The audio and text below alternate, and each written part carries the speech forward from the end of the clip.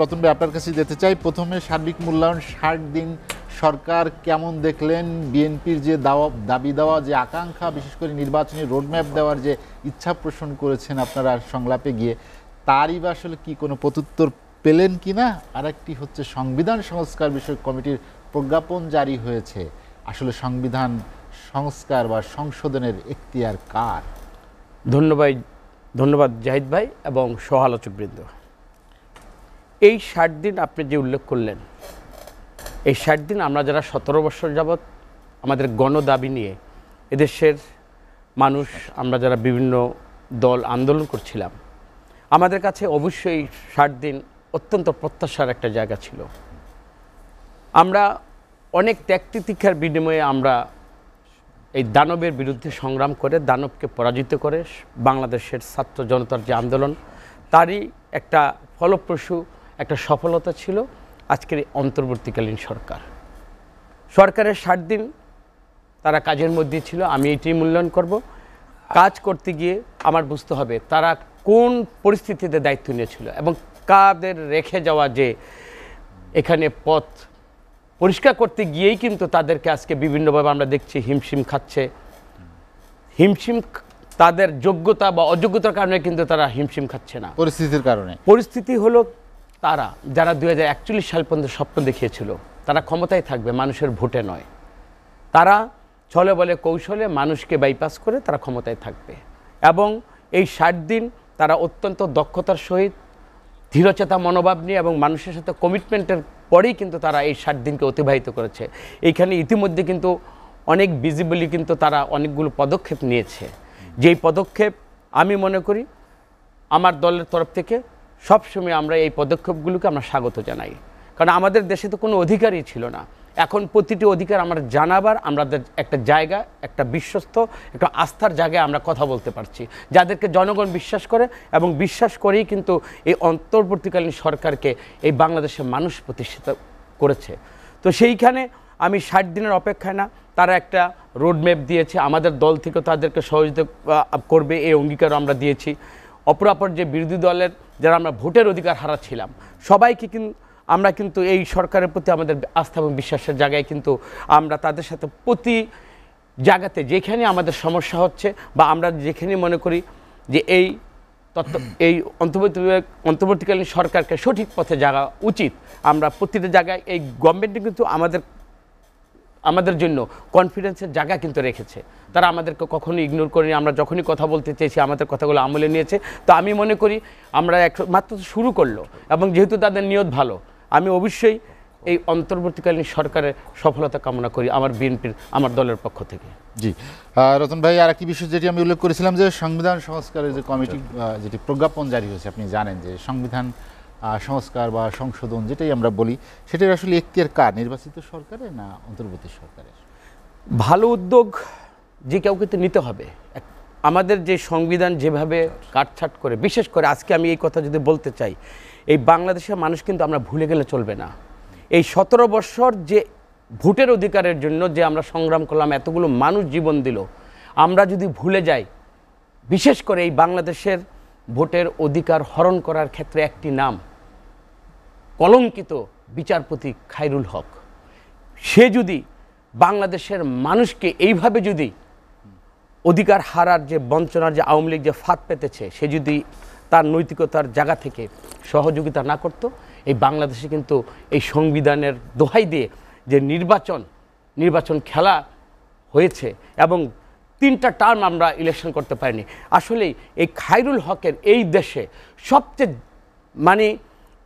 উল্লেখ করার মতো না, তার উপর যে বিচারটা করা উচিত, আমি একজন নাগরিক হিসাবে সমস্ত কিছুর হোতা হলে এই খায়রুল হক।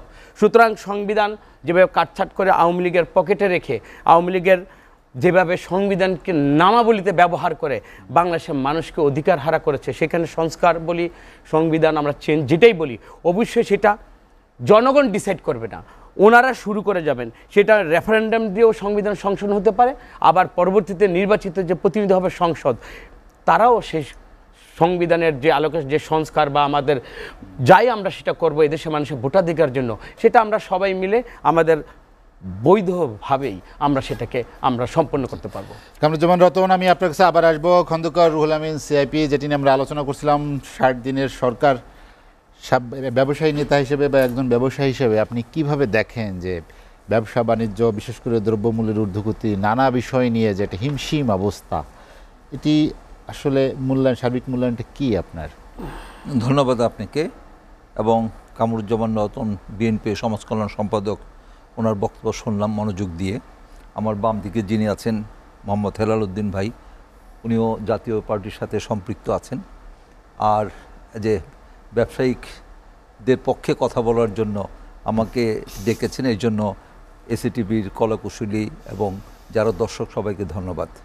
প্রকৃতপক্ষে এক বছরের যদি আমরা বলি যে 6 ভাগের 1 ভাগ পার হয়ে গেছে আজকে। এর মধ্যে কি পেলাম? অ্যাজ এ ব্যবসায়ী হিসাবে আমি মনে করি যে আমরা অনেক কিছু পেয়েছি। অনেক কিছু পেয়েছি এই কারণে যে আমরা এখন সম্মানজনকভাবে মাথা উঁচু করে দাঁড়াতে পারছি। এখন কোনো চাঁদা দেওয়া বা অন্য কোনো ঝামেলার সাথে আমরা জড়িত হচ্ছি না, এবং সিন্ডিকেট বলে ব্যবসায়ীদের এখন পর্যন্ত সেই ধরনের কোনো দোষারোপ আসেনি। তো এই কারণে আমি বলবো যে ভালো এই কারণে আমাদের যে অর্থনৈতিক কর্মকাণ্ড যেভাবে স্থবির হয়ে গেছিল, আপনি চিন্তা করা যায় যে 18 লক্ষ হাজার কোটি টাকা পাচার হয়েছে। সেই দেশে অর্থনীতি কী অবস্থা হবে? আপনার একটি ব্যাংক থেকে প্রায় 60,000 কোটি টাকা নিয়েছে এক ব্যক্তি। তো সেই পতিত সরকারের পিছনে এই 60 দিন আমি মনে করি কিছুই না। তো সেখানে তো ব্যাংক শূন্য ছিল। এর মধ্যে সংস্কার হয়েছে, আপনার 13টি তফসিলি ব্যাংকের পরিচালনা পরিষদ পরিবর্তন করা হয়েছে।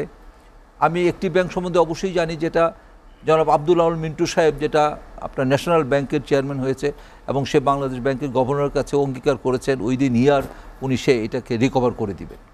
তো এই ধরনের যদি আমাদের খেলাপি ঋণ এবং যেভাবে পাচার হয়েছে সেগুলো যদি আমরা সত্যি কথায় কিছুটা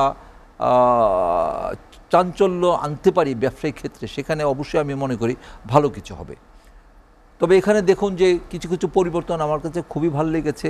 যেখানে আপনার দুবাইয়ের মতো জায়গায়, সেখানে আপনার আইন শৃঙ্খলা তো মানে প্রচণ্ড রকমভাবে কার্যকরী হয় এবং ওখানে কোনো ব্যত্যয় হয় না। সেখানে পদে যেখানে বাংলাদেশিরা দ্বন্দ্বপ্রাপ্ত হয়েছিল, এটা আমাদের যিনি সরকার প্রধান, ওনার একটা ব্যক্তিগত ইমেজ এবং বাংলাদেশ অবশ্যই একটা সম্মানজনক পর্যায়ে আছে। তো সেই কারণে কিন্তু তাকে সেই সমস্ত ছেলেদেরকে ঠিকই ছেড়ে এনে বাংলাদেশে কেউ আছে, কেউ ওখানে চাকরি করছে। এটা কিন্তু একটা ইমেজের জন্য হয়েছে। এটা আমাদের প্রধান উপদেষ্টা যে জনাব ইউনূস সাহেবের কারণেই হয়েছে এটা। এই যে আপনি কিছুদিন আগে আপনার জাতিসংঘে যেটা আপনার যেটা অধিবেশন হলো, সেই অধিবেশনে সাধারণত আপনার আমেরিকার যে প্রেসিডেন্ট হয়, উনি একটা ভাষণ দেন। ভাষণ দেওয়ার পরে রাতে নৌশভোজ, এই নৌশভোজের মধ্যে সবার সাথে যখন দেখা সাক্ষাৎ হয়, হাই হ্যালো হয়, দ্যাটস অল। কিন্তু এখানে মানে এই বিগত ইতিহাসে একটা নজিরবিহীন ঘটনা ঘটেছে যে আমেরিকার প্রেসিডেন্ট আমাদের বাংলাদেশের তত্ত্বাবধায়ক প্রধানের সাথে উনি স্পেশাল বৈঠক করেছেন। এটা তো আমি মনে করি অবশ্যই আমরা একটা গর্ববোধ করতে পারি যে আমাদেরকে মূল্যায়ন করা হয়েছে। তো আমরা দক্ষিণ পূর্ব এশিয়ার একটি দেশ, প্রচুর জনসংখ্যা অধ্যুষিত দেশ। আমাদের পৃথিবীর মানচিত্রে খুঁজে পাওয়া যায় না, কিন্তু আমাদের অর্থনীতিতে খুঁজে পাওয়া যায়, আমাদের বিভিন্ন কর্মকাণ্ড খুঁজে পাওয়া যায়, চট করে পাওয়া যায়। এই কারণে আমাদের সম্মানটা আমরা সেখানে দেখেছি।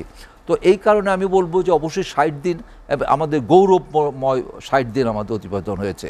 আমার দৃষ্টিতে গৌরবময় 60 দিন আমরা পেয়েছি। তো এই কারণে আমাদের যে জিনিসটা আসবে, যেমন আজকে দেখলাম যে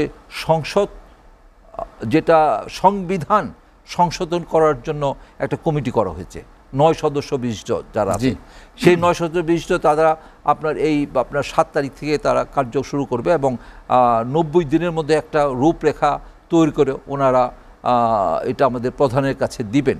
কিন্তু এখানে যে কথাটা আপনিও বলেছেন আমাদের কামরুজ্জামান ভাইয়ের কাছে, যে সংবিধান সংসদের কোনো এখতিয়ার বা এটা করার আছে কি না, আইন আছে কিনা, করতে পারি কি না, এবং এই আইনটা কি সংসদে পাশ হওয়া উচিত না জনগণের মাধ্যমে এটা পাশ হওয়া উচিত, কীভাবে পাশ হবে, সত্যি কথা খুব জটিল জিনিস।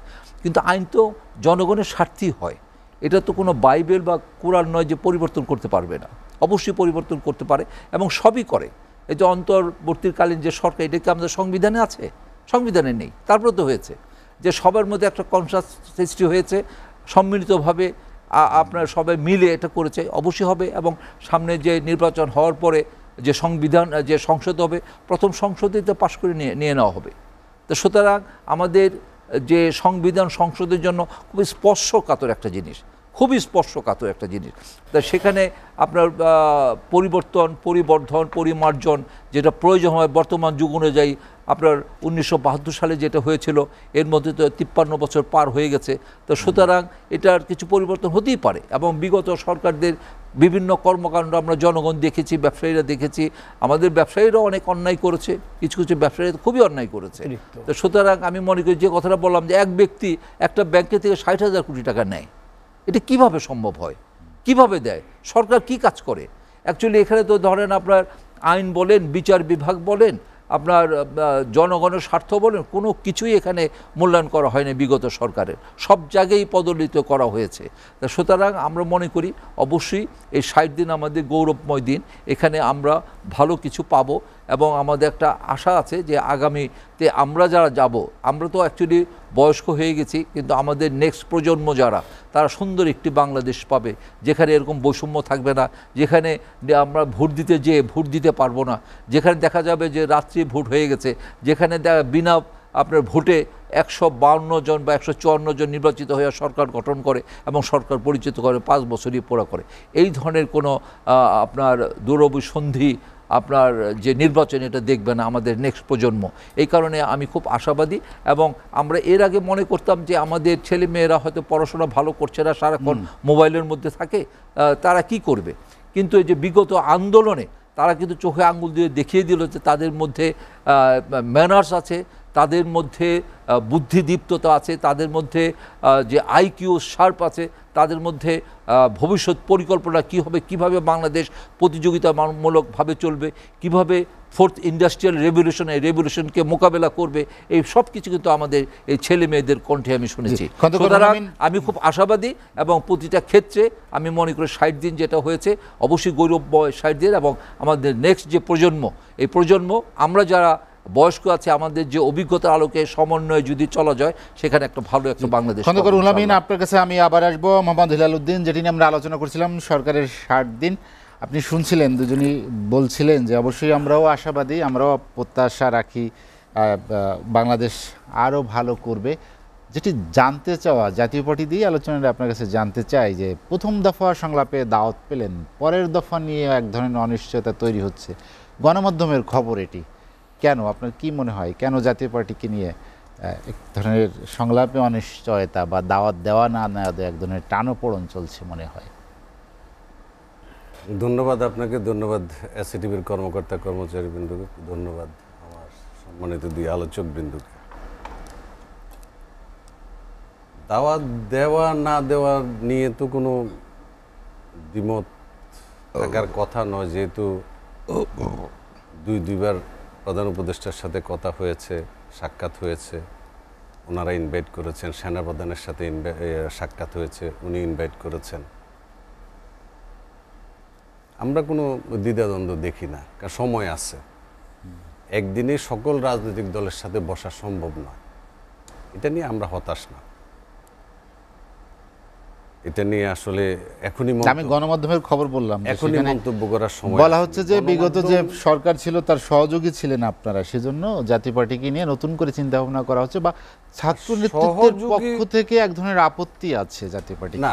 সহযোগী বিষয়টাকে বিকৃতভাবে উপস্থাপন করলে হবে না, সহযোগী কথাটাকে বিকৃতভাবে উপস্থাপন করলে হবে না। যেমন আমরা অনেকের ধারণা যে আমরা না গেলে নির্বাচন হয়তো হতো না, কিন্তু বিষয়টা এরকম না। আমরা কিন্তু 96 সালের 15 ফেব্রুয়ারি নির্বাচন বর্জন করেছি, নির্বাচন কিন্তু হয়েছে। আবার 2024 সালে আওয়ামী লীগ আমাদেরকে বিশ্বাস করতে পারে নাই দেখে 62 জন স্বতন্ত্র প্রার্থী দিয়ে রেখেছে, এবং বিরোধী দল থাকবে এটা কিন্তু সংবিধানে নাই। বিরোধী দল যে লাগবে, 72-এ কিন্তু বিরোধী দল ছিল না, 73-এ কিন্তু বিরোধী দল ছিল না। সুতরাং সংসদে বিরোধী দলই থাকতে হবে, নট নেসেসারি। সুতরাং শেখ হাসিনা ওইভাবেই 24 সালে করে নিছে যে আমরা না গেলেও নির্বাচনে হবে বা সংসদ থাকবে, এটা সংবিধানে বিরোধী দল লাগে না।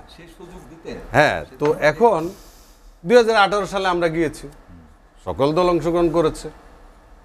এগুলি আমাদের বিপক্ষে তো কথা, আমরা তো স্বৈরাচার বহু তকমা হয়েছে, বিশেষণ হয়েছে, বিএনপির বিরুদ্ধে হয়েছে, আওয়ামী লীগের বিরুদ্ধে হয়েছে, তাই বলে রাজনীতিতে কেউ হারিয়ে যায়নি। আমরাও ইনশাল্লাহ হারায় যাব না। 91 সালের পরে হুসাইন মাহমুদ এরশাদ ক্ষমতা হস্তান্তর করার পর তো এরশাদ সাহেবকে যখন জেলে নিয়ে গেছে, আমাদের বিরুদ্ধে মামলা হয়েছে, দরপাকড় হয়েছে, তার মধ্যে আমরা টিকে ছিলাম না। আমরা নির্বাচনে 35 আসন পাই নাই, জনগণ আমাদেরকে ভোট ম্যান্ডেট দেয় নাই, ভোট দেয়নি। সুতরাং এগুলি সকল রাজনৈতিক দলের উপরেই হয়। গত 17 বছর বিএনপি, জামাত বা আদার্স দলের বিরুদ্ধে হয়নি, আওয়ামী লীগ করেনি, তা করেছে। আবার যখন বিএনপি আসবে, দেখা গেল যে আবার আওয়ামী লীগ মাঠে নামবে, অন্যান্য দল মানে বিএনপি সরকার বিরোধীরা মাঠে নামবে। এটা রাজনৈতিক কালচার তো হয়ে গেছে বাংলাদেশ। প্রতিপক্ষকে ঘায়েল করা, কথার মাধ্যমে হোক আর মামলা মোকদ্দমার মাধ্যমে হোক, যেভাবেই হোক, প্রতিহিংসা রাজনীতি। আমি বারবার বলেছি, আওয়ামী লীগ যখন সরকারে ছিল তখন আমি বারবার বলেছি যে প্রতিহিংসার রাজনীতি থেকে বের হতে হবে। একটি বিশাল জনগোষ্ঠীকে বাইরে রেখে আপনি একটি নির্বাচন করলে তো সেটার স্টেবল হবে না, এটা আনস্টেবলই হবে, ক্ষমতার ভারসাম্য থাকবে না। আমি আসি আপনার এজেন্ডার মধ্যে, যে 2 মাস সরকারের সময় জি চলে গিয়েছে। মায়ের গর্ভে যখন শিশু মা যখন গর্ভধারণ করে, তখন 8 সপ্তাহের মধ্যে ছোট ছোট চোখের সৃষ্টি হয়, কানের সৃষ্টি হয়, মুখেরও সৃষ্টি হয়। 9 মাসের মধ্যে তার লিঙ্গটা সৃষ্টি হয়। 12 মাসের মধ্যে ছেলে হবে না মেয়ে হবে, সেটা 12 সপ্তাহ 12 সপ্তাহ, সরি 12 সপ্তাহ। 12 সপ্তাহ গেলে যে ছেলে হবে না মেয়ে হবে সেটা নির্ধারণ হয়। তো সুতরাং 12 সপ্তাহ তো এখনো যায়নি, মাত্র 8 সপ্তাহ গিয়েছে। ছোট ছোট চোখ হয়েছে, কান হয়েছে, মুখ হচ্ছে, কিন্তু আরম্ভ হলো কেমন? সুতরাং এটা সেটি- হতে দেন। জি। এখনই এটা জাজমেন্ট করা, 17 বছর একটি ফ্যাসিস্ট সরকারকে এই দেশের ছাত্র জনতা আন্দোলনের মাধ্যমে 1500 1550 ছাত্র জনতার মৃত্যুর রক্তক্ষয়ী সংঘর্ষের মাধ্যমে, মৃত্যুর মাধ্যমে এই দেশ আবার নতুন করে স্বাধীন হয়েছে। এত তাড়াতাড়ি 2 মাসে একটি সরকার, এটা অন্তর্বর্তীকালীন সরকার গোছায় ফেলবে, এটা আমাদের মনে করার কোনো কারণ নেই। ওনাদেরকে এত তাড়াতাড়ি জাজমেন্ট করার সময় আসেনি। ওনারা সকল রাজনৈতিক দলকে ডাকছেন, তো গতকালও বিএনপি সহ, জামাত সহ অন্যান্য দলকে ডেকেছেন, তাদের সাথে শেয়ারিং করছেন। আমাদেরকেও গততে ডেকেছেন, আমাদের সাথেও শেয়ারিং করেছেন। ওনার সবার সাথে শেয়ারিং করছেন তো। আর যেটা সংবিধানের কথা হলো, বলা হলো, সংবিধান 4th সংশোধনের মাধ্যমে শেখ মুজিবুর রহমান সাহেব 24শে ফেব্রুয়ারি বাকশাল গঠন করেছে। 4th সংশোধনীর মাধ্যমে বাকশাল যেদিন গঠন করেছে, শেখ মুজিবুর রহমান সাহেব সেদিন এই দেশের গণতন্ত্রকে কবর দিয়ে দিয়েছেন। উনি এটা নিজে স্বীকার করেছেন সংসদে দাঁড়িয়ে, যে আমি আবার ম্যান্ডেটে ফিরে যাব, তার মানে উনি নিজে স্বীকার করেছেন। সকল দল বিলুপ্ত করে দিয়েছেন। 4টি সরকারি সংবাদপত্র ছাড়া সবগুলো বিলুপ্ত করে দিয়েছেন, বন্ধ করে দিয়েছেন। তিনি সেদিনেই এদেশের গণতন্ত্রকে কবর দিয়ে দিয়েছেন। সংবিধান এখন যেটা সংশোধনের ব্যাপার আছে, সংবিধান সংশোধন করে সাধারণত সংসদে। এখন কোনটা সংবিধান সম্মত হবে বা কোনটা করতে হবে, এটা কিন্তু রাজনৈতিক দলদেরকে উনি যে ডেকে বসছেন বা আলাপ করছেন, শেয়ারিং করছেন, এগুলোও কিন্তু উঠে আসে। এই কথাগুলোও কিন্তু উঠে আসে যে পরবর্তীতে আমি এই আইন করলাম, এই আইন কিন্তু আপনারাই সংসদের মাধ্যমে সেটা পাশ করে নেবেন, এই কথাগুলো কিন্তু উঠে আসে। এই জন্যই উনি ঘন ঘন ডাকছেন সবাইকে, এবং ডাকার মানে হচ্ছে যে সবার মতামতটা নেওয়া, মতামত নিয়েই কিন্তু উনি কাজ করার চেষ্টা করছেন। তো আমার যেটা আপনি হিলাল ভাই, আমরা কি একটা বিরতি নিতে চাই? বিরতির পরে আবার যেটা আপনি বলেছেন যে আমাদেরকে ডাকিনি। শুনেন, প্রতিপক্ষ অনেক বিশেষায়িত করতে পারে, কিন্তু বাস্তবতা, জাতীয় পার্টি তো একটি নিবন্ধিত দল। জাতীয় পার্টি যদি অন্য কেউ বিশেষায়িত করে, আমরা সেটাকে ওন করব কেন? না, নিবন্ধিত অনেক আমরা আমাদের রাজনীতি পাইনি, করব, সেটা বলছি। জি, আমরা আমাদের রাজনীতি করব। আমরা বরাবরই জনগণের রাজনীতি করে এসেছি। আমরা 9 বছর ক্ষমতায় ছিলাম, এদেশে ব্যাপক উন্নয়ন করেছি, তারপরে ক্ষমতা হস্তান্তর করেছি, তারপরে নির্বাচন করেছি। আমাদের উপর শাহাবুদ্দিন সরকার তো হুসাইন মাহমুদ এরশাদকে জেলখানা থেকে এনে যেটা রেডিও টিভিতে ভাষণ দেওয়ার সেগুলি দেয়নি, আমাদের প্রার্থীদেরকে সঠিকভাবে প্রচার প্রচারণা করতে দেয়নি। আমরা সেই সিচুয়েশন মোকাবেলা করে এসেছি। জি, রতন ভাই, আমরা যেটি নিয়ে আলোচনা করছিলাম, সংস্কারের কথা বলছিলেন আপনি। রাজনৈতিক দলগুলোর থেকে সবসময় একটি কথা বলা হচ্ছে যে নির্বাচনের একটি রোড ম্যাপ তারা প্রত্যাশা করে, আর নির্বাচন কেন্দ্রিক সংস্কারগুলোকে অগ্রাধিকার দিতে চায় রাজনৈতিক দলগুলো। এর সাথে কি সরকার বা রাজনৈতিক দলগুলোর মতামতের কোনো টানাপোড়েন আপনি দেখতে পান কি না? এখানে স্পষ্টভাবে বলি, এখানে মত পার্থক্য বা এখানে একজন আরেকজনের মতের প্রতি যে অবিশ্বস্ততা, এটা এখনো তৈরি হয়নি এবং আশা করি এটা হবে না। আমার হেলাল ভাই জাতীয় পার্টির একটু প্রসঙ্গ টেনে কথা বলি। একটা গানের কলি আছে, সেটা হলো, আমি একা তো করি নাই গুণা, মোর সঙ্গে ছিল 6 জনা। তো হাসিনা তো একা 17 বৎসর দেশটাকে এইভাবে জালিমের রাষ্ট্রে পরিণত করে নাই। আমার জাতীয় পার্টি, হুসাইন মোহাম্মদ এরশাদ, ওনারা বিভিন্ন আবরণে, এখন তো কথার ফাঁকে অনেক কিছু বলবো, আমরা ছিলাম না, আমরা এইভাবে করেছি, এইভাবে করেছি। এই 14 দল, রাশেদ খান মেনন, ইনুরা এই দেশে কোনদিন পার্লামেন্টের মেম্বার হতে পারেনি। আমরা তো কোনো রাজনৈতিক দল ব্যান্ড হয়ে যাবে এটা আমরা চাইনি বা চাই না এখনও, কিন্তু তাদের কৃতকর্মের বিচার এদেশের জনগণের করার সুযোগ দিতে হবে।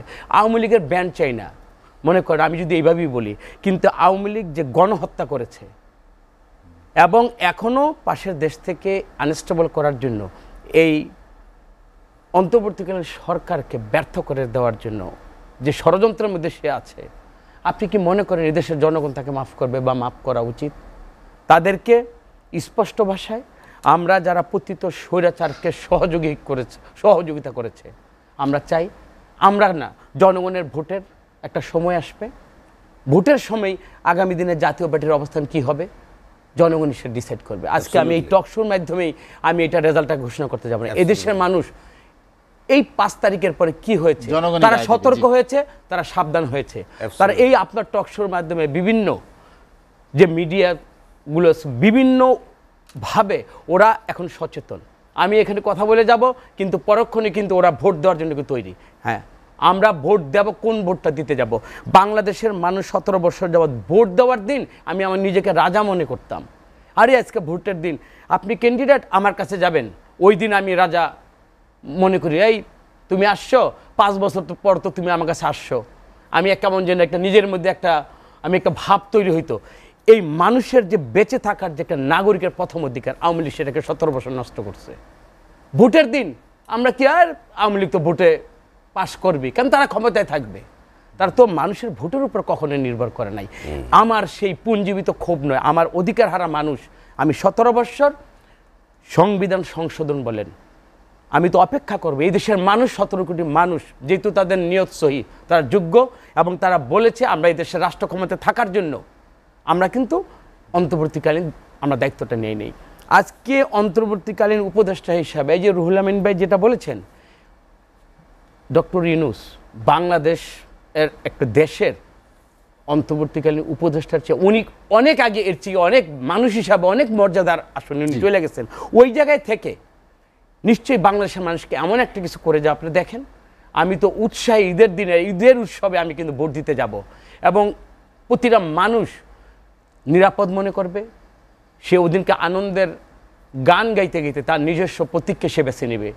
তো এইটাই আমাদের প্রত্যাশা। ওইখানে আগামী দিনের ভোটটা যে এরকম ভোটই হবে, এই ব্যাপারে আমি ব্যক্তিগত, আমার দল কখনোই সন্দেহই করে না। এবং এদেশের মানুষ 17 বৎসরের যে জ্বালা বুকের ভোট না দিতে পারে যে জ্বালাটা, ওই জ্বালাটা ভোটের দিন উপস্থিত থেকে আগামী দিনে ইনশাল্লাহ বাংলাদেশে তার যে মনের যে প্রতীক, তার পছন্দের যে প্রার্থী, তাকে আপনি সবসময় বলছেন যে ভোটের বিষয়টি শুধুমাত্র একটি ভোট সুষ্ঠুভাবে হোক, সেরকম একটি পরিস্থিতি তৈরি করলেই কি আসলে দায়িত্ব শেষ হয় কি না? বা আপনার যে গত 17 বছরের যে কথা বলি, বিভিন্ন সেক্টরের কথা বলা হচ্ছে যে সেসব জায়গায় সবই অনেকটা ধ্বংসস্তূপে পরিণত হচ্ছে, সেখান থেকে উঠিয়ে আসতে তো এই সরকারকে সময় দিতে হবে। আচ্ছা, আপনি দেখেন, ভোট দিয়েই তো নির্বাচিত সরকার না, ভোট দিয়েই তো একটা শাসক, একটা দল ক্ষমতায় থাকার অভিপ্রায় ব্যক্ত করে। প্রথম তার হলো যে আমি ক্ষমতায় থাকব, আমি তো স্বৈরাচার না, আমি তো আর অন্যভাবে আমি যেতে পারি না। সে একটা ভোটের একটা বাহানা তৈরি করেছিল, ভোটের একটা নাটক তৈরি করেছে, যেটা বলেছে তিনবার, ওটা নিয়ে আমি আলোচনা করতে চাই না। মানুষের অধিকার হারাবার জন্য যেই ধরনের পদ্ধতি এই আওয়ামী লীগের মতো সংগঠন বেছে নিয়েছে, ওদের ভোট নিয়ে ওদের সাথে কথাই আমার রুচিতে বাঁধবে। কারণ ভোটের সংস্কৃতি ওরা নষ্ট করে দিয়েছে, ভোট দিয়ে ক্ষমতায় থাকতে হয় এই ট্রেন্ডটাই ওরা নষ্ট করে দিয়েছে। সুতরাং ভোটের কথা আওয়ামী লীগের মুখ দিয়ে বা তার সহযোগী যারাই ছিল, সত্যিকার অর্থে হ্যাঁ ভোট হয়েছে, আগে কম বেশি চুরি হয়েছে বা যাই হয়েছে, ভোট ডাকাতি, বাট যেটা হয়েছে 17 বৎসরে ওইটাকে ভোট বা ওইটা ভোটের কোনো সংস্কৃতিতে আপনার ভোটের আলোচনায় আমি এই প্রসঙ্গে যাব না। ভোট হলো একটা প্রথম বাহন। আমি ক্ষমতা, আমি এখানে আসলাম, আপনার এখানে ঢুকার আপনি আমাকে দাওয়াত দিয়েছেন, ওই ভোটটা ছিল একটা দাওয়াতের অংশ। ওই ভোটটাও আমি কিন্তু বৈধ কীভাবে সেটা না, ভোটে ক্ষমতায় আসার পরে এখন অর্থনৈতিক বিচার বিভাগ যতগুলো দেশ চালাতে যতগুলো জায়গায় দেশকে ধ্বংস করতে হয়, প্রথমেই অর্থনৈতিকভাবে উনি একজন সিআইপি, বাংলাদেশের গার্মেন্টসের কোথায় চলে গেছে, একটা দেশের যদি 18 লক্ষ হাজার কোটি টাকা যদি দেশের বাইরে চলে যায়, বাংলাদেশের ইকোনমি কোথায় থাকে? এবং এই ভোট ছাড়া ক্ষমতায় থাকতে গিয়ে একদিকে লুটপাট, তারপর আমরা সবাই বলি, আমরা কিন্তু এখন ভুলে গেছি কি জানেন, আমরা এখন ভুলে গেছি, এখন আমরা নিজেরা অনেক ব্যাপারে তর্কে আমরা জড়াই গেছি, কিন্তু কে আমি বেশি ক্রেডিট করেছি, কে আমি রক্ত বেশি দিয়েছি, এগুলো জড়ানো ঠিক না। একটু শুধু চিন্তা করেন 17 বৎসর এই আওয়ামী লীগ কীভাবে ক্ষমতায় ছিল, কিভাবে গুম খুন মামলা, আপনার বিচারালয়ে দেখেন, তারা তো পুলিশ গায়েবী মামলা দিচ্ছে, এই মামলাগুলোকে এক্সিকিউট করার জন্য আদালতকে ব্যবহার করেছে। আদালত থেকে আমি ছাড়া পেয়েছি, জেলখানায় তারা 3টা জায়গায় তারা একটা চেইন তৈরি করেছিল। প্রথম হলো গায়েবী মামলা, জামিন পেলাম, আবার পেন্ডিং মামলা 10টা কীভাবে দিতে হবে, এটার সাথে কোর্ট এটার সাথে জড়িত, আবার জেলখানা থেকে কোর্টকে বলে দেয় যে অমুক আসামি তো ছাড়া পাচ্ছে। তো আপনি কাকে এই দানবের এই স্বৈরাচারী সহযোগী হিসেবে কাকে বাইরে রাখতে চান? প্রতিটা সেক্টর যেভাবে এবং ক্ষমতায় থেকে যেভাবে অর্থনীতিকে পঙ্গু করেছে, এবং বিভিন্ন ব্যাংকে ওনারা যখন ব্যবসা করতে যায় সব ক্ষেত্রে এখানে কোনো নিয়ম নীতি ছিল না। আপনাদের শেখ পরিবারের লোকজন ব্যাংকে ঢুকছে, মনে হয় যে ব্যাংকটা ম্যানেজার সাহেব যদি বোলটা খুলে না দেন বা লোনটা স্যাংশন না করে, কালকে সে বাড়িতেও যেতে পারবে না এবং কালকে তার চাকরিটাও থাকবে না। এটা সব জায়গায় এইটাই হয়েছিল। মানে আল্লাহর রহমত যে আমাদের মানুষের, এই দেশের মানুষের ভাগ্য আমাদের ভালো যে ডক্টর ইউনূস সহ যারা আসছে, আমরা মনে করি আগামী দিনে এই ধরনের মানসিকতা মানুষ আর প্রশ্রয় না, এটা আর ফিরে যাবেই না। কারণ যেমন রতন, আমি আপনার কাছে আবার আসবো, খন্দকার রুহুল আমিন সিআইপি, যেটি রতন ভাই বলছিলেন যে আগের সেই অবস্থায় মানুষ আর ফিরে যেতে চায় না, অবশ্যই একটি পরিবর্তন চায়, ভালোর জন্য কিছু একটি হোক সেটি প্রত্যাশা করে। 60 দিনের শুরুটা কেমন? 60 দিনের শুরুটা আমি বলছি না গৌরবময়, সত্যি ভালো। আপনি দেখুন না, আরেকটু স্পেসিফিক যদি আপনি জানতে চাই, আমি বলি একটু করে বলি। আপনি ধরেন এই যে কিছুদিন আগে যেটা দেখলাম, খুবই আমার চোখ দিয়ে তো পানি এসছে, ওই যে মালয়েশিয়া যাওয়ার ব্যাপারে 18,000 আমাদের যে কর্মবীর যারা প্রবাসী তারা যেতে পারেনি টিকিটের কারণে বা ওখানকার সময়ের কারণে বা বিভিন্ন মিসম্যানেজমেন্টের কারণে, ওদের ফ্যামিলির যে দুর্দশা দেখেছিলাম, সত্যি এটা আমার চোখ দিয়ে পানি এসছে।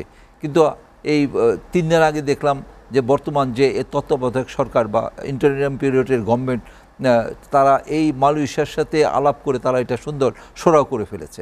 এবং সেখানে আরেকটি সবচেয়ে সুন্দর জিনিস যেটা আসছে তা হলো, এখানে যে ওই দেখা যেত যে ওই 5টা আপনার বিভিন্ন বড় বড় কোম্পানি, তারাই শুধু এককভাবে তারা করবে, যারা সরকার সাথে সম্পৃক্ত এবং সরকারকে পার্সেন্টেজ দিবে, তারাই করতে পারে তা নয়।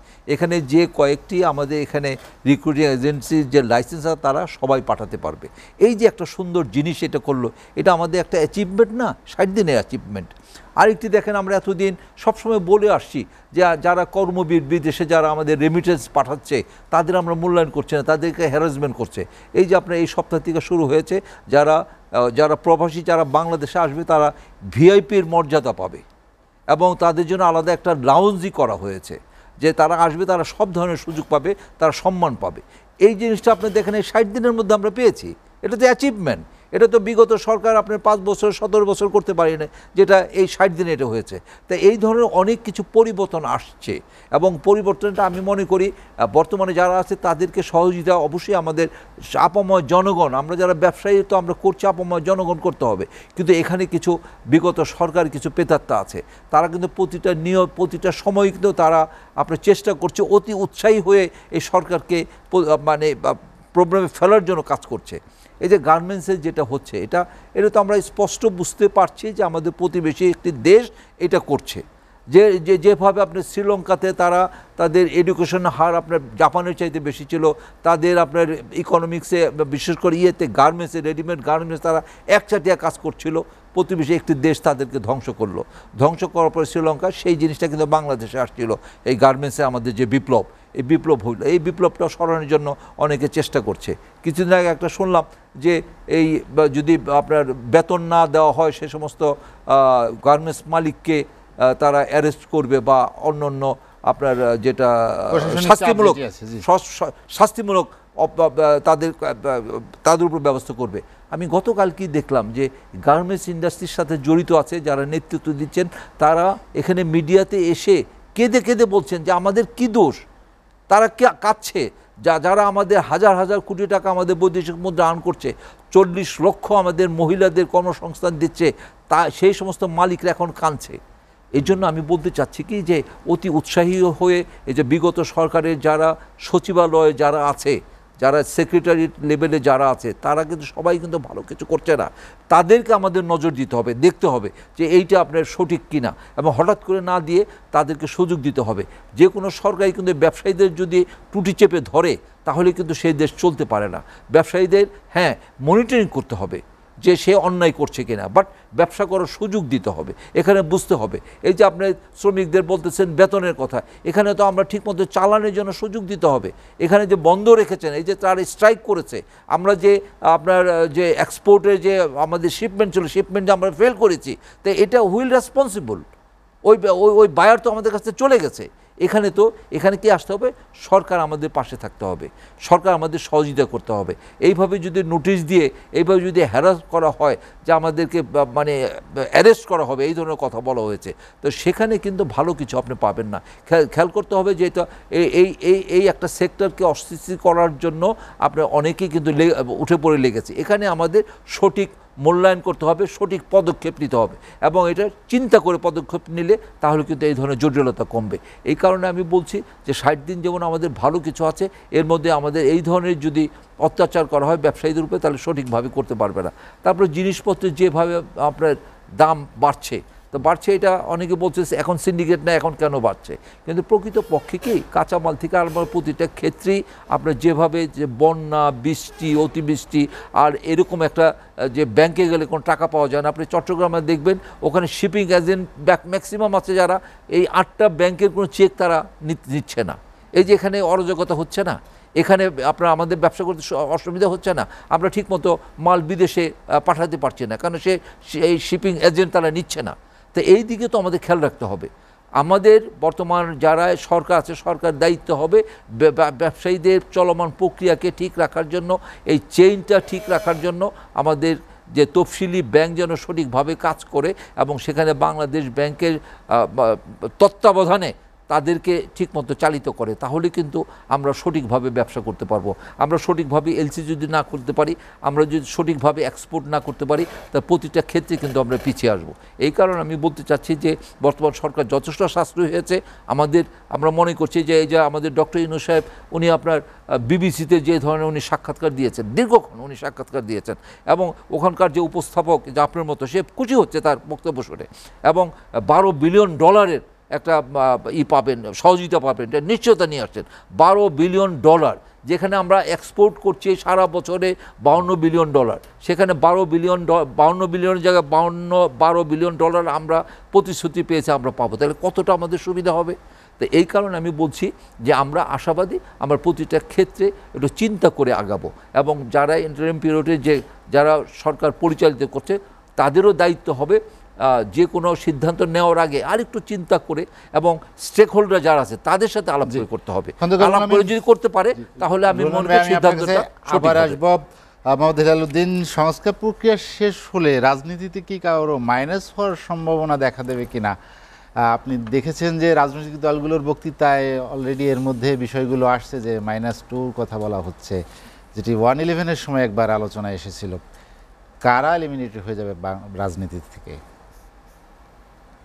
-2 ফর্মুলা তো 1/11 এসেও চেষ্টা করেছে, সেই চেষ্টা তো আর সফল হয়নি। বহুভাবেই চেষ্টা করেছে, দুই নেত্রীকে আটকেও চেষ্টা করেছে, বিভিন্নভাবে বিষ খাওয়ানোর চেষ্টা করেছে, সেগুলি তো সফল হয়নি। আর বর্তমান সরকার এ ধরনের চেষ্টা করবে বা চিন্তা করবে আমার মনে হয় না। তেমন কোনো শঙ্কার কোনো কারণ আছে না, এমন কোনো শঙ্কার কোনো কারণ নেই। কারণ বিশ্বজুড়ে ডক্টর ইউনূস সাহেবের যে ফ্লেভার আছে, উনি কোনোভাবেই চাইবে না যে ওনার এই ফ্লেভারটা নষ্ট হোক, যে বিদেশিরা ওনার প্রতি আঙ্গুল তুলুক। উনি যে সম্মান পেয়েছে এই যে জাতিসংঘে গিয়ে, সম্মান তো নষ্ট করার কোনো কারণ নেই। কাউকে কারোর কোনো রাজনৈতিক দলের প্রতি বা কোনো ব্যক্তি বিশেষের প্রতি বিদেশ মনোভাব রেখে বা প্রতিহিংসা পরায়ণ হয়ে ওনার এই ফ্লেভার উনি নষ্ট করবেন না। কারণ উনি সুশিক্ষিত মানুষ, শুধু শিক্ষিত না, সুশিক্ষিত একজন মানুষ। কানাডায় ক্লাস 7-এ ওনার জীবনী পড়ে ছাত্রছাত্রীরা। সম্মানী মানুষরা কখনো প্রতিহিংসা পরায়ণ হয় না, এটা আমার দাদাই বলতেন, যে সম্মানী মানুষরা কখনো প্রতিহিংসা পরায়ণ হয় না, প্রতিহিংসা পরায়ণ হয় অসম্মানী মানুষরা। যেমন বিগত 17 বছর শেখ হাসিনা প্রতিহিংসা পরায়ণ হয়ে রাজনীতি করেছে। আমি আপনার এখানে বসে বলেছি অনেকবার, আপনি রাজসাক্ষী, যে প্রতিহিংসার থেকে রাজনীতিবিদদেরকে বের হতে হবে। এবং বিশাল একটি বিএনপি, একটি জামাত, বিশাল জনগোষ্ঠী, এই জনগোষ্ঠীকে বাইরে রেখে নির্বাচন করলে সেই নির্বাচন কখনো গ্রহণযোগ্যতা পাবে না। এই দেশে 4টি নির্বাচন গ্রহণযোগ্য পেয়েছে বিশ্বের মধ্যে। 1991 সালের 27শে ফেব্রুয়ারির নির্বাচন, 1996 সালের 12ই জুনের নির্বাচন, ও 2001 সালের অক্টোবরের নির্বাচন, 2018 সালের 30শে ডিসেম্বর, 2008 সালের 30শে ডিসেম্বর নির্বাচন। এই নির্বাচন, এই 4টি নির্বাচন সারা বিশ্বের মধ্যে গ্রহণযোগ্যতা পেয়েছে। এটা নৈতিকতা। অনেক নির্বাচনে হয়েছে, সকল নির্বাচন কিন্তু বিশ্বের মধ্যে গ্রহণযোগ্যতা পায়নি। তো সুতরাং যাদের নির্বাচনগুলো গ্রহণযোগ্যতা পায়নি তারা কিন্তু বিশ্বের কাছে ধিক্কৃত হয়েছে, জনগণের কাছে যুগ যুগ ধরে ধিক্কৃত হয়েছে, কিন্তু জনগণ তাদেরকে আর সহজভাবে মেনে নেয়নি। রতন ভাই একটা কথা বলেছেন যে কে দোষী কে স্বৈরাচার এগুলি জনগণের ভোটের মাধ্যমে নির্ধারণ করবে।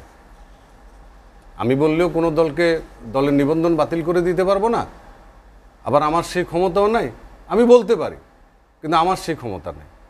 আমাকে নিজের অবস্থানে থেকে বলতে হবে, বুঝতে হবে যে আমার ক্ষমতা কতটুকু, আমি ঠিক ওই পর্যন্তই থাকা উচিত। কিন্তু অপরাধের বিচার তো হতে হবে। অবশ্যই অপরাধের বিচার হইতে হবে। অপরাধের বিচার তো 100% হতে হবে। অপরাধের বিচার না হলে তো অপরাধ সমাজে বিস্তৃতি লাভ করবে, গত জীবনে লাভ করেছে। বিচার না হওয়ার কারণেই হয়েছে। বিচার যদি হতো তাহলে তো এই অপরাধ হতো না, এই অপরাধ করার কেউ সাহস পেত না। কি যেন বলে যে ডিজিএফআই গঠন করা হয়েছিল 72 সালে শেখ মুজিবুর রহমান সাহেব। আবার 78 সালে এসে জিয়া রহমান সাহেব ডিজিএফআই গঠন করেছে। যখন সেনা বিদ্রোহ শুরু হলো তখন তো ওনার বিরুদ্ধে চরম কনস্পিরেসি সেনা বিদ্রোহ শুরু হওয়ার পর উনি ডিজিএফআই, তখনও বঙ্গবন্ধু কিন্তু ডিজিএফআই করে নাই, ডিএফআই করছে। আর জিয়া রহমান সাহেব 78 সালে ডিজিএফআই গঠন করেছে এই দমন করার জন্য, বিদ্রোহ দমন করার জন্য। সুতরাং এক এক পরিস্থিতিতে এক এক সরকার এক এক সময় এক এক সিদ্ধান্ত কিন্তু নিয়েছে।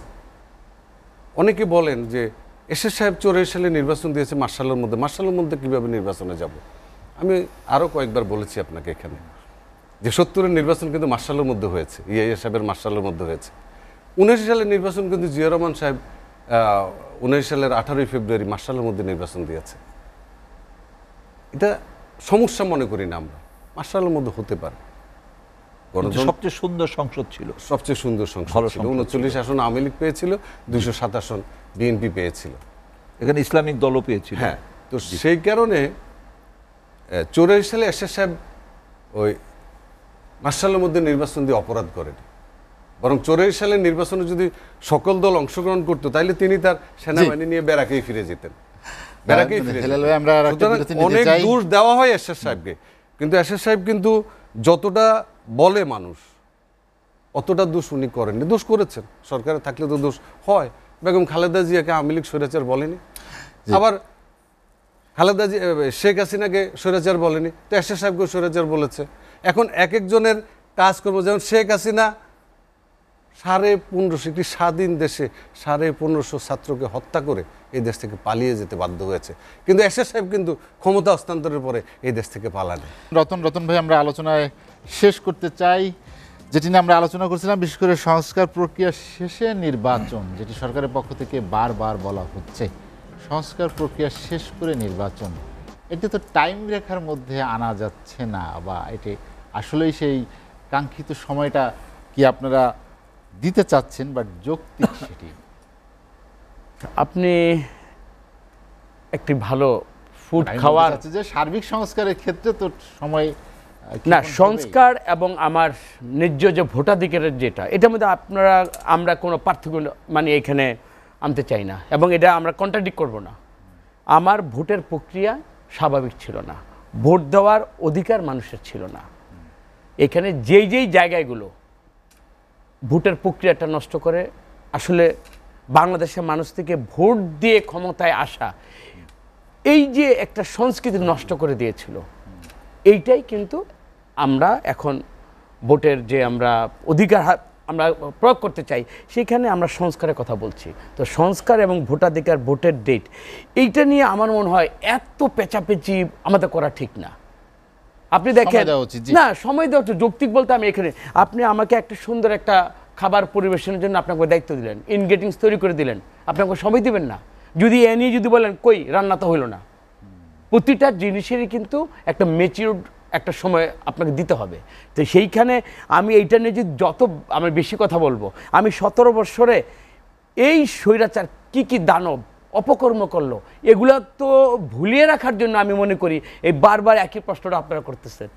এখানে তো আমাদের অনেক কাজ আছে, আমরা কাজের পরে এমন একটা আমরা পদ্ধতি, এমন একটা মানুষের ভিজিবলি মানুষ দেখবে যে হ্যাঁ এটা ভোট হলো, এটা নিয়ে ভোটের পরে সূক্ষ্ম কারচুপি, স্থূল কারচুপি, হ্যাঁ আমাদেরকে এটা করতে দেওয়া হয় না, এই ধরনের আর কোনো বাংলাদেশে। আরেকটি বিষয় সেটি হচ্ছে যে আজ বাংলাদেশের সর্বোচ্চ আদালত সুপ্রিম কোর্ট, আপনি জানেন 30 জন বিচারপতির অপসারণের জন্য আইনজীবীরা আলটিমেটাম দিয়েছেন। আপনি বলছিলেন যে বিচার ব্যবস্থার কথা, এর বিগত সময়ে যে একটি নেক্সাস তৈরি হয়েছিল, বিচার ব্যবস্থাও শোষণের হাতিয়ার হয়ে উঠেছিল, সেখানে তো সংস্কার প্রয়োজন, এবং সেই সংস্কার প্রক্রিয়াটাও তো নির্বাচনকাল বা নির্বাচনের আগেই হওয়া উচিত। অবশ্যই সেটা আমি আমার দৃষ্টিকোণ থেকে যৌক্তিক মনে আমি করি। সেটা হলো ম্যাজিস্ট্রেট কোর্ট থেকে আপনি দেখেছেন এই দেশে এসকে সিনহা কোনো দেশের মানে প্রধান বিচারপতি পালিয়ে যেতে বাধ্য করা হয়, এটা কোন প্রক্রিয়ার ফসল? এবং আপনারা সবই জানবেন বাংলাদেশের সর্বোচ্চ সংস্থা থেকে যেতে বাধ্য করা হয়েছিল। এবং 30 জনের ব্যাপারে যেটা হয়েছে আমি মনে করি এটা যৌক্তিক। এই 30 জনের দীর্ঘকালীন সময়ে তারা যে বিচার করেছে, ওই বিচারের তাদের যে প্রক্রিয়া ছিল এবং বিচারের ক্ষেত্রে তারা যে সমস্ত মানদণ্ড তৈরি করেছিল, এবং ওই বিচারের আওতায় কারা কারা বিনা দোষে শাস্তি লাভ করেছিল, ওগুলোর আপনি ফিরিস্তি দেখেন। তারপরে এই 30 জন যেটা করেছে তাদের নিয়োগ পদ্ধতি থেকে আরম্ভ করে সমস্ত জায়গায় দেখবেন ওই আওয়ামী লীগের পাপেটটা ছিল। বিচারপতি হতে পারে তারা, কিন্তু তারা বিচারপতির নামে তারা সবাই কলঙ্ক হয়েছিল। যেখানে এই খায়রুল হক যে কাজটা করেছে, ওই খায়রুল হকের প্রেতাত্মারই কিন্তু এই 30 জন। সুতরাং এই যে দাবিটা করেছে আমি মনে করি সেটা যৌক্তিক। কামরুজ্জামান রতন, আপনাকে অসংখ্য ধন্যবাদ। হাতের সময় নিয়ে আজ আলোচনা শেষ করতে চাই। খন্দকার রুহুল আমিন সিআইপি, আলোচনার শেষ দিকে চলে এসেছি। প্রত্যাশা প্রাপ্তির যে 60 দিন গেল, সামনের দিনগুলোর প্রত্যাশা কেমন সেটি নিয়ে আমরা আলোচনাটা শেষ করতে চাই। বিশেষ করে ব্যবসায়ীরা যেটি বলে আসছেন আর আগে, যে ডলার নেই, এলসি খুলতে পারছি না, ব্যবসা নেই, বাণিজ্য নেই, এখন কেমন আছেন? এখন তো অ্যাকচুয়ালি আমাদের যেটা মেইন দরকার বর্তমানে তা হলো আইন শৃঙ্খলা আপনার স্থিতিশীল থাকতে হবে এবং আমাদের অর্থনৈতিক কর্মকাণ্ড সচল থাকতে হবে, এটা সবচেয়ে বড় দরকার। তা এই অর্থনীতি সচল করার জন্য আরেকটি প্রধান উপায়, প্রধান যে প্রতিবন্ধকতা এখন আমরা এই রাজধানী শহরে দেখছি এবং বিভিন্ন বড় বড় শহরে দেখছি, তা হলো যানজট। এই যানজট কিন্তু মারাত্মক আকার ধারণ করেছে। এটা দুইটা কারণে। একটি কারণে দেখা যায় যে ওই 30 বছরের 35 বছর পুরনো যে সমস্ত আপনার গাড়ি আছে, বাস, ট্রাক আছে, সবগুলা রাস্তায় নামানো হয়েছে এবং আইন শৃঙ্খলা বাহিনী যারা আছেন, বিশেষ করে ট্রাফিকিংয়ে যারা আছেন, তারা যেভাবে দায়িত্ব পালন করার দরকার সেভাবে দায়িত্ব পালন করছে না। এই বিশৃঙ্খলার কারণেই কিন্তু যানজট হচ্ছে। এই যানজটের কারণে প্রতিদিন যে আমাদের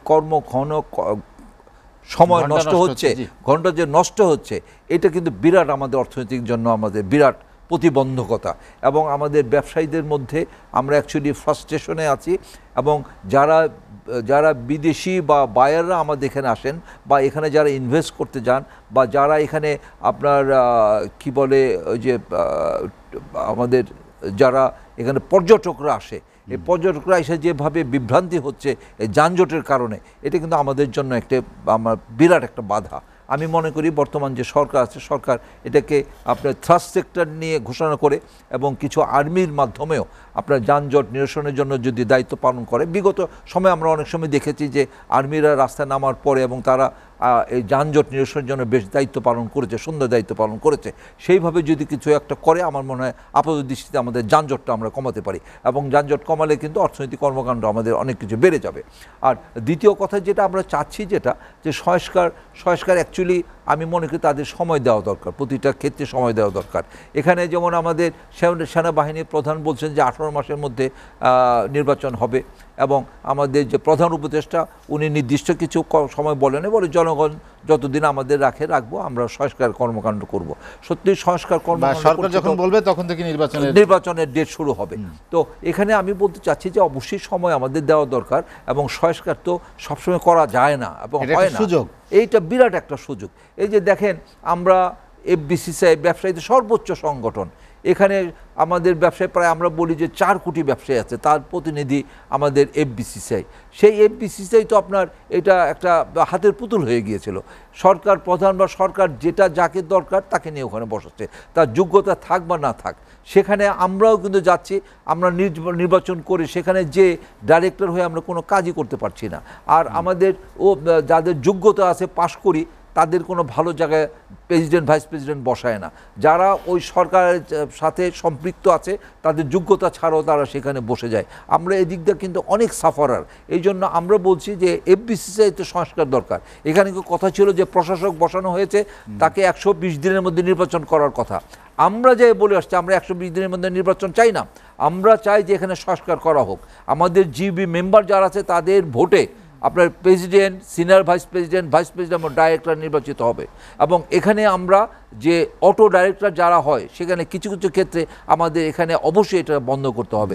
এবং প্রকৃতপক্ষে যদি আমাদের জেনারেল ভোটার যারা আছেন, জিবি মেম্বার যারা আছেন, তাদের মাধ্যমে যদি প্রেসিডেন্ট নির্বাচিত হন, ভাইস প্রেসিডেন্ট নির্বাচিত হন, সিনিয়র ভাইস প্রেসিডেন্ট নির্বাচিত এবং ডাইরেক্টর নির্বাচিত, তাহলে তার একটা কমিটমেন্ট থাকে, তাদের ট্রান্সপারেন্সি থাকে এবং তারা সাধারণ জনগণের কাছে, সাধারণ ভোটারদের কাছে বা ব্যবসায়ীদের কাছে তারা দায়বদ্ধতা থাকে যে যখন যারা পাওয়ারে যাওয়ার পরে যেহেতু নির্বাচন করছে, তাদের ভোটে নির্বাচিত হবে, সেটা they have to go to ওই প্রত্যেকটা ভোটার এবং যে তাদের মতামত শুনবে এবং তাদের একটা ম্যানিফেস্টো থাকবে।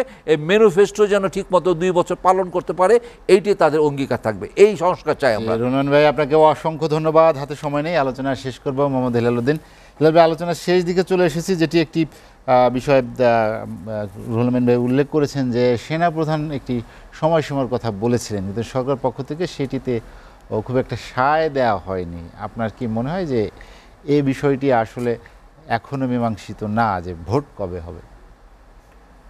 ওনারা কিন্তু নির্বাচিত সরকার না, যে নির্বাচিত সরকার 90 দিনের মধ্যে নির্বাচন দিতে হবে বা সংবিধানের বাধ্যবাধকতা আছে। ওনারা কিন্তু সাংবিধানিক সরকারও না, যার জন্য ওনারা কতদিন থাকবে এটা সুনির্দিষ্টভাবে কেউই বলতে পারবে না।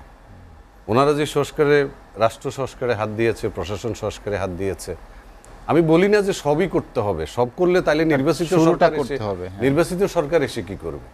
নির্বাচিত সরকার এসে তো কাজ করতে হবে। তো যার জন্য ওনারা মেজর যেগুলো মাইনরগুলো বাদ দিয়ে মেজর যে সংস্কারগুলো সেগুলো করার জন্য তো ওনাদের সময় দরকার আছে, সেই সময় পর্যন্ত আমাদেরকে অপেক্ষা করতে হবে। আমি আবারও বলি যে উনি রাজনৈতিক দলগুলোর সাথে যে শেয়ারিং করছেন, আলাপ আলোচনা করছেন, এগুলো কিন্তু অনেক পজিটিভ দিক, কিন্তু কারণ অন্তর্বর্তীকালীন বলেন আর মাননীয় প্রধান উপদেষ্টা কিন্তু একটি দৈনিকের সাক্ষাৎকারে বলেছেন যে আমরা এই সরকারের একটি বিশেষত হলো যে ভুল করলে সে ভুল তারা শুধরে নিচ্ছে, শুধরে বা, দিবে। হ্যাঁ। মতামত Attachment যেটি থাকবে না। হ্যাঁ। একজন আরেকজনের সঙ্গে পরস্পর শেয়ারও করছেন এই হ্যাঁ, বিষয়গুলো। এই শেয়ারিং সেটা করা করছেন। কিন্তু অনেক ভালো, এবং এটা রাজনৈতিক দলগুলোর মধ্যে এসব এই ধরনের ডায়ালগ হওয়া উচিত। আরেকটি বিষয়, সেটি মাননীয় প্রধান উপদেষ্টা সেই সাক্ষাৎকার আরো বলেছেন যে তারা চেষ্টা করছেন যে প্রথম গিয়ারে দিয়ে দেশ গাড়ি চালানোর জন্য, হ্যাঁ, গাড়ি দেশ চালাতে। চালানোর জন্য, ভালোভাবে না চললে পরে সেকেন্ড গিয়ারে যাবেন, থার্ড গিয়ারে যাবেন। আপনার কি মনে হয় 60 দিনে আসলে এখনো কি আমরা প্রথম গিয়ারেই চলবো, নাকি গিয়ার চেঞ্জ করার প্রয়োজন আছে? না, প্রথম গিয়ারও তো এখনো শেষ হয় নাই। আমি 60 দিনের ওই যে মায়ের গর্ভের শিশুর কথাটা বলেছি, এখনো মুখ হয়নি। দেখি হচ্ছে। প্রথম গিয়ারেই থাকবে নাকি প্রথম সেকেন্ড গিয়ারেই গিয়ারেই থাকুক। জি, হ্যাঁ, মোহাম্মদ হেলালুদ্দিন, আপনাকে অসংখ্য ধন্যবাদ। হাতে সময় নেই, আলোচনা শেষ করব। কামরুজ্জামান রতন, খন্দকার, রুহুল আমিন সিআইপি, আপনাদেরকে অসংখ্য ধন্যবাদ। দর্শক জানিয়ে রাখি, লেট এডিশন পুনঃপ্রচার হয় সকাল 8টায়। আজ এ পর্যন্তই। ভালো থাকুন, সুস্থ থাকুন, এসএটিভির সঙ্গেই থাকুন।